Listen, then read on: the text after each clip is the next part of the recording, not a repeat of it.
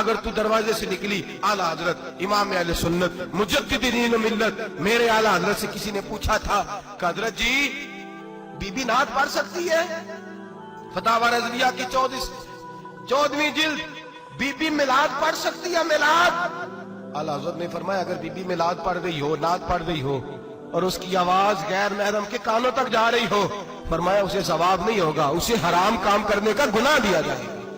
Be be کو منع ہے، وہ نعت کی آواز بھی عورت کا ہی نہیں پڑتا، دین میں تو عورت کی آواز کا بھی پڑتا ہے۔ دین میں تو عورت کی حضرت سیدہ زینب، حضرت فاطمہ کی وہ لخت جگر جو میدان کربلا میں امام حسین برابر کی شریک رہی سیدنا امام حسین کے ساتھ۔ یحییٰ بن معین کہتے ہیں میں 15 سال تک حضرت زینب کا پڑوسی رہا ہوں۔ 15 سال، گھر برابر ہوتا ہے نا، بندہ بی بی دیکھ ہی لیتا ہے۔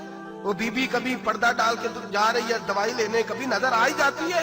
کہتے ہیں 15 سال میں سیدہ فاطمہ کی بیٹی کا پڑوسی رہا ہوں، میں نے کبھی برقعے میں چھپی ہوئی زینب بھی نہیں دیکھی، برقعے میں چھپی ہوئی زینب بھی کبھی نہیں دیکھی۔ حضرت عبداللہ بن جعفر طیار جناب علی المرتضیٰ کے بھائی تھے، ان کے بیٹے کے ساتھ ان کا نکاح ہوا تھا، بیمار ہو گئی تو حضرت عبداللہ کہنے لگے زینب چل تجھے حکیم کے پاس لے جاؤں، طبیب کے پاس لے جاؤں۔ تو حضرت زینب کہنے لگی آپ جائیے میرا حال بتا کے دوائی لے آئیے۔ تو حضرت عبداللہ جعفر طیار کہنے لگے شریعت میں گنجائش ہے ڈاکٹر کے پاس جانے، حکیم کے پاس جانے کی گنجائش ہے، تو چلتی کیوں نہیں؟ تو حضرت زینب کہنے لگی شریعت میں گنجائش تو ہے پر عبداللہ میری مجبوری یہ ہے کہ میں فاطمہ کی بیٹی ہوں۔ شریعت میں گنجائش تو ہے پر میری مجبوری یہ ہے کہ میں حسین کی بہن ہوں۔ شریعت میں گنجائش ہے پر میں حسن کی بہن ہوں۔ شریعت میں بڑی گنجائش ہے پر لوگ مجھے محمد عربی کی نواسی کہتے ہیں۔ گنجائش تو ہے پر میں نہیں نہ نکل سکتی، اس لیے کہ جتنا کوئی اپنے آپ کو دین کے قریب جانتا ہے اتنا اس کے پیروں میں شریعت کی زنجیریں زیادہ ہوتی ہیں۔ تو جناب سیدنا عبداللہ کہنے لگے اگر تو پردہ کر گئی، اگر تو چلی گئی، فرمانے لگے یہ تو اللہ کی مشیت ہے، تو دوائی لا دے تاکہ میں کھا لوں، اور اگر میں چلی گئی تو میں اپنی ماں سے جا کے کہوں گی کہ اماں ساری تکلیفیں میں نے چھاتی پہ برداشت کی ہیں پر میں نے تیرے پردے پر آنچ نہیں آنے دی۔ میرے بھائی یہ اسوہ نور ہے، یہ اسوہ حسنہ ہے، یہ ہمیں سکھایا جا رہا ہے۔ میرے حبیب کریم کی بیویوں کا یہ حال تھا، بیویوں کا اپنے گھر کے آنگن میں حضرت عائشہ صدیقہ، حضرت سودا جناب حفصہ اپنے سین میں جب بیٹھتی تھی نا تو دیوار کی طرف منہ کر کے بیٹھتی تھی، دیوار کے ساتھ لگ کے دیوار کی طرف۔ بیبیاں اپنے گھر کے اندر بھی دیوار کی جانب منہ کر کے بیٹھتی تھی۔ لوگ پوچھتی، بیبیاں پوچھتی کہ اپنے گھر میں بھی دیوار کو منہ کرنے کا مطلب؟ کہتی ہو سکتا ہے کہ چھت پہ چڑھے اچانک نظر پڑے تو ہم چاہتی ہیں پھر بھی ہمارا چہرہ نظر نہ آئے اسے، پھر بھی ہمارا چہرہ نظر، ہم اپنے گھر کے اندر بھی پابند رہتی ہیں کہ ہمارے چہرے نظر نہ آئے۔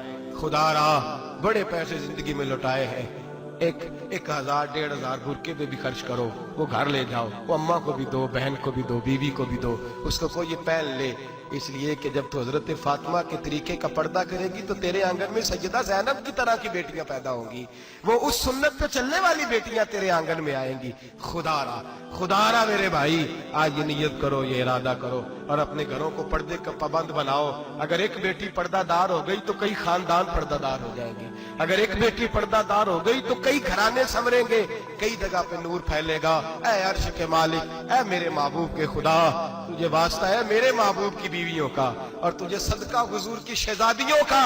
اے اللہ اتنا کرم برسا، اتنی رحمت برسا کہ میرے وطن کی بیٹیاں اور میرے وطن کی مائیں بہنیں بچیاں یہ سمجھ جائیں کہ ہماری نجات صرف حضرت فاطمہ کے برقعے میں ہے، حضرت عائشہ کے پردے میں ہے، سیدہ خدیجہ الکبریٰ کے حجاب میں ہے۔ اللہ کرے یہ سمجھ جائے اور یہ جب بھی سجدہ کریں تجھ سے حیا مانگیں، یہ تجھ سے جب بھی سجدہ کریں یہ تجھ سے اپنے لیے چادر تطہیر اور پردہ تنویر ہی مانگیں۔ اللہ کرے مجھ بے عمل کی منہ سے نکلے ہوئے لفظ کسی کے دل میں تاثیر بن کے اترے اور پھر دنیا کے اندر یہ رواج عام ہو کہ ہر کوئی پردہ کرے، ہر کوئی با پردہ ہو جائے۔ اے اللہ تو تاثیر نازل فرما، اے اللہ تو عمل کی دولت نازل فرما، اے اللہ ہماری بیٹیوں کو عزت کی چادر عطا فرما، ہمیشہ مدحت خیر الانام میں گزرے۔